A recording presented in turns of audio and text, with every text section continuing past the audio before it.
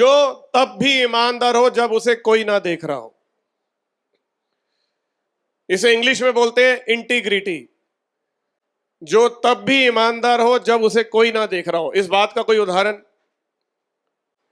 एक संत थे, उनके 2-3 शिष्य थे। तो संत को लगा कि मैंने सारे गुण विद्या जो थी मैंने सारे लोगों को सिखा दिया।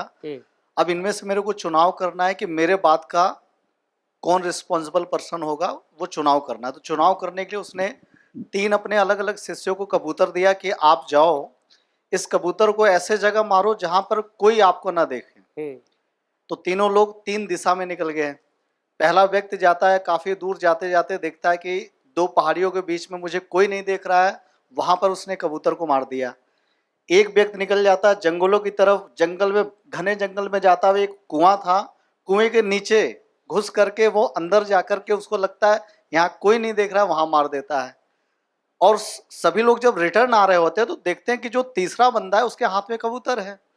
तो बोला यार कमाल की बात है, बताओ तूने गुरु की आज्ञा का पालन नहीं किया। गुरु ने कहा कबूतर को मार के ही वापस आना है और तुम्हारे हाथ में कबूतर है, सोचो गुरु तुम्हें क्या बोलेंगे।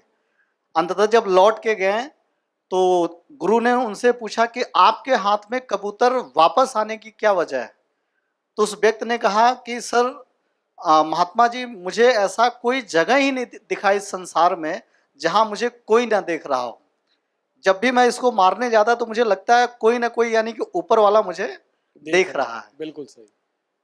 ये बहुत इंपॉर्टेंट है सर, जो आप सर ने मेरे को सिखाया था कि जब कोई नहीं देख रहा हो तब भी आप ऑनेस्ट रहें।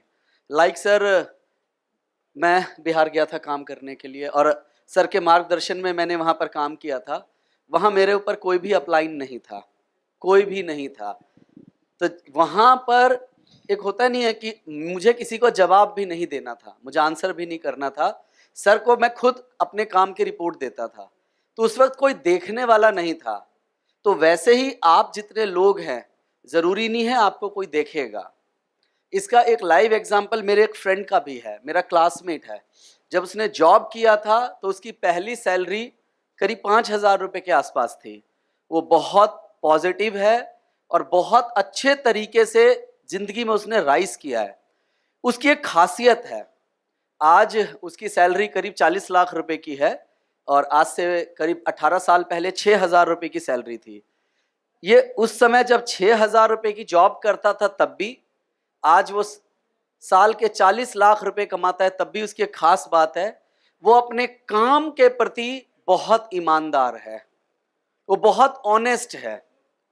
मतलब जब काम का मतलब है काम, मतलब ये कल्चर मैंने सुना है सर फॉरेन में है, विदेशों में है।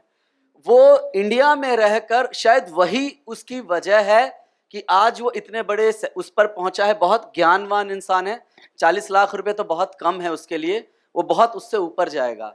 बट उसकी खासियत है, हम यार दोस्त कभी कभी दोस्तों को फोन कर देते हैं, ऑफिस में रहेगा तो एक ही बात पूछेगा, अच्छा बता सब ठीक तो है ना। तो मैं बोलता हूँ हाँ ठीक है, यानी 1 मिनट से ऊपर कभी बात नहीं करेगा।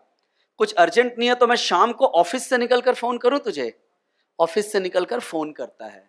यानी ऑफिस के समय में जब उसको काम करना है तो उसे काम करना है, किसी से कोई समझौता नहीं। उसका ये मानना है कि उसके ऑफिस में कल्चर ही नहीं है फोन पर बात करने का, कि मतलब बेवजह कोई किसी से बात ही नहीं करता है। मीन्स वो लोग इतने फोकस हैं। तो जब कोई नहीं देखे तब भी अगर हम जिंदगी में काम करते हैं, ईमानदारी से अपनी डाउनलाइन के लिए सोचते हैं और जो हमने कमिटमेंट दिया उसे पूरा करने के लिए काम करते हैं, तो हम और तेजी से आगे बढ़ते हैं। सर मैं यही कहना चाहता हूँ। थैंक यू कुछ, थैंक यू। हाँ ब्रिज, जल्दी दौड़ के। कि एक बार एक आदमी नौकरी के लिए फॉर्म भर रहा था, तो जब फॉर्म भर रहा था तो वहां पर उसके अंदर कुछ सवाल थे। तो उसमें एक सवाल था कि क्या आप जीवन में कभी जेल गए हैं, और अगर उसका जवाब हाँ है तो नीचे लिखे क्यों। तो वो बेचारा इतना भोला था, उसने उसका जवाब लिखा पहले सवाल का, क्या आप जीवन में कभी जेल गए हैं, तो उसने लिखा नहीं। तो नीचे लिखा हुआ था क्यों, तो उसने वहां लिखा क्योंकि मुझे कभी पकड़ा ही नहीं गया।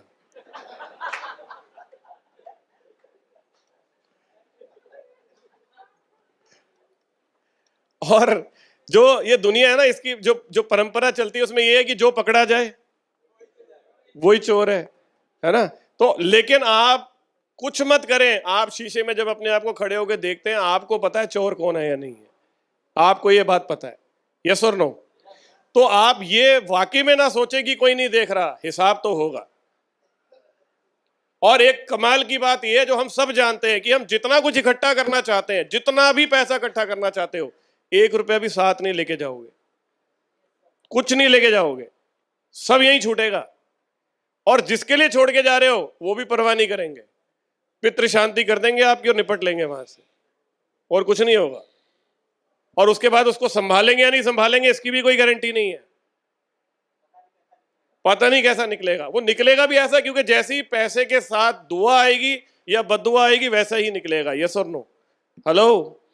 तो इसलिए आप जितना कुछ इकट्ठा कर रहे हो करो। मैं कहता हूं जब काम करते हो जान लगा दो पूरी, सारे सपने पूरे करो, लेकिन घर में जो पैसा आता है वो सच्चाई का लो, ईमानदारी का लो।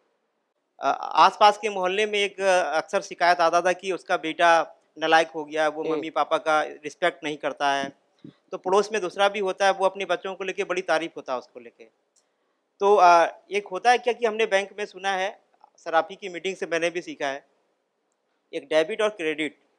हमारे अकाउंट में जब पैसा आता है तो हम सोचते हैं कि वो क्रेडिट हुआ है और उसके बाद डेबिट होता है।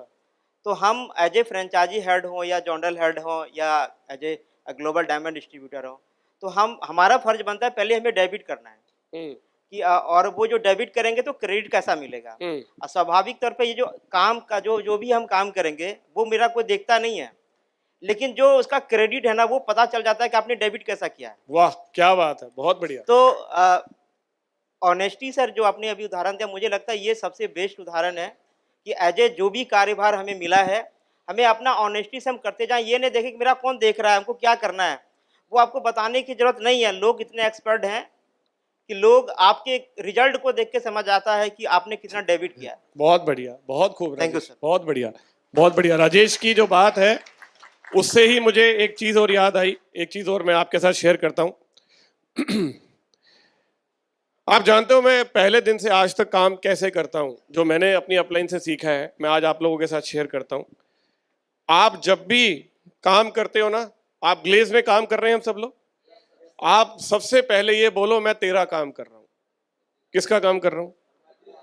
आप जिस भी रूप में उसको मानते हैं, अल्लाह है, ईश्वर है, वाहिगुरु है, जीसस है, जिस भी रूप में आप मानते हैं, आप उसको बोलो मैं किसी का काम नहीं कर रहा, मैं किसका काम कर रहा हूं। ये काम दिया किसने है, ये लाइफ दी किसने है, तो ये किसका काम है?